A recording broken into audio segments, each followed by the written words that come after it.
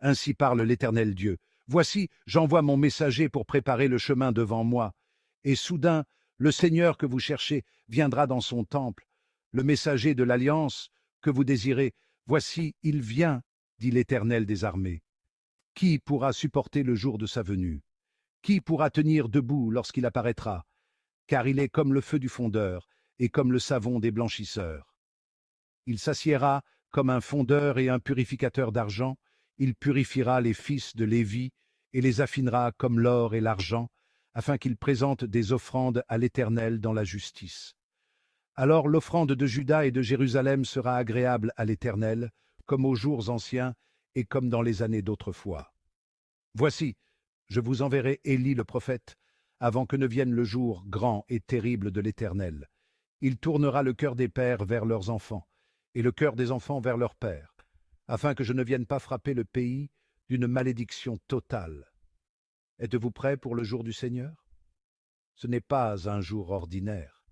C'est un jour d'une grande importance, un jour de jugement et de renouveau. Le Seigneur vient pour purifier, pour affiner et pour restaurer.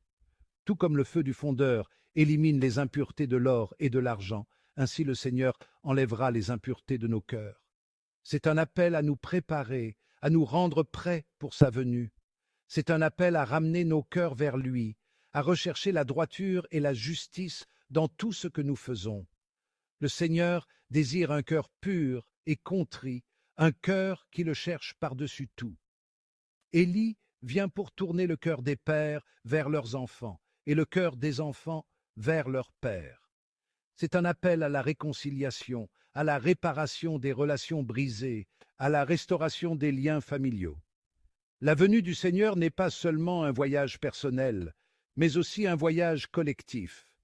Il s'agit de tourner nos cœurs les uns vers les autres, de guérir les divisions et de rechercher l'unité. Alors, êtes-vous prêts? Le jour du Seigneur approche, et il est à la fois grand et terrible. C'est un jour de jugement, mais aussi un jour d'espoir.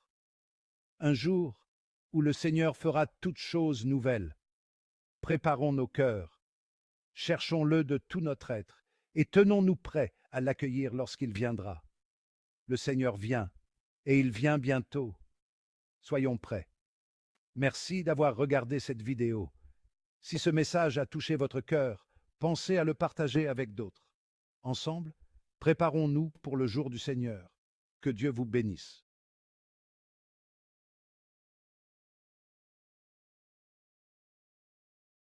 Quand fut accompli le temps où Élisabeth devait enfanter, elle mit au monde un fils. Ses voisins et sa famille apprirent de que le Seigneur lui avait montré la grandeur de sa miséricorde, et ils se réjouissaient avec elle. Le 8e jour, ils vinrent pour la circoncision de l'enfant. Ils voulaient de l'appeler Zacharie, du nom de son père. Mais sa mère prit la parole et déclara « Non, il s'appellera Jean. » On lui dit « Personne dans ta famille ne porte ce nom-là. » On demandait par signe au père comment il voulait l'appeler. Il se fit donner une tablette sur laquelle il écrivit « Jean est son nom. » Et tout le monde en fut étonné. À l'instant même, sa bouche s'ouvrit, sa langue se délia. Il parlait et il bénissait Dieu. La crainte saisit alors tous les gens du voisinage, et, dans toute la région montagneuse de Judée, on racontait tous ces événements. Tous ceux qui les apprenaient les conservèrent dans leur cœur, et disaient « Que sera donc cet enfant ?» En effet, la main du Seigneur était avec lui.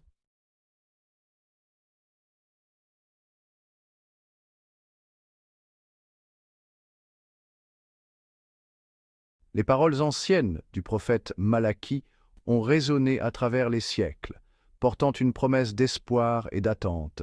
Voici, je vous enverrai Élie, le prophète, avant que le jour de l'Éternel arrive, ce jour grand et redoutable. Dans le silence de la saison de Noël qui approchait, cette prophétie prenait une signification particulière. Elle parlait d'un messager, d'un précurseur qui préparerait le chemin pour quelque chose d'extraordinaire. Pendant des générations, le peuple d'Israël avait chéri cette promesse. Il aspirait à la venue du Messie, celui qui les rachèterait et établirait le royaume de Dieu sur la terre. Les paroles de Malachie les assuraient que cette arrivée tant attendue n'était pas un rêve lointain, mais une réalité proche. Élie, le prophète fougueux, qui était monté au ciel dans un tourbillon, occupait une place unique dans le cœur du peuple juif. Son retour signifiait une époque de grands bouleversements et d'intervention divine. Pourtant, lorsque Jean-Baptiste fit son apparition, il ne correspondait pas tout à fait au modèle du prophète fougueux chevauchant un char. Jean était un homme humble, vêtu de poils de chameau et d'une ceinture de cuir, se nourrissant de sauterelles et de miel sauvage. Son message, cependant, résonnait avec la même puissance et la même autorité que son prédécesseur. « Repentez-vous, tonnait-il, car le royaume des cieux est proche. » Les paroles de Jean n'étaient pas un message de réconfort, mais un appel à l'action. Il était le signe avant-coureur du changement, une voix qui criait dans le désert, préparant le cœur du peuple à l'arrivée du Messie. L'existence même de Jean était un témoignage du miraculeux. Ses parents, Zacharie et Élisabeth, étaient très âgés et leurs espoirs d'avoir un enfant s'étaient estompés depuis longtemps. Pourtant, l'ange Gabriel apparut à Zacharie dans le temple, lui annonçant qu'Élisabeth concevrait et donnerait naissance à un fils. Zacharie, rempli de doutes, demanda un signe. L'ange accéda à sa demande, mais non sans conséquence. La voix de Zacharie fut réduite au silence jusqu'au jour de la naissance de son fils. Cette intervention divine soulignait l'importance de la naissance de Jean. C'était une lueur d'espoir, un témoignage de la puissance de Dieu à accomplir l'impossible. Quatrième partie. La voix dans le désert. Fidèle aux paroles de l'ange, Jean apparut, symbole de la promesse de Dieu. Sa voix résonna dans le désert de Judée, attirant des gens de tous horizons. Ils venaient chercher le pardon, une purification de leur passé, une chance de prendre un nouveau départ. Jean les baptisait dans le Jourdain, un acte symbolique de repentance et de renouveau spirituel. Mais son message allait au-delà du simple rituel. Il dénonçait l'hypocrisie de l'élite religieuse, l'appelant à une repentance sincère et non à de vains gestes. La vie de Jean était un témoignage vivant du Messie à venir. Cinquième partie, préparer le chemin.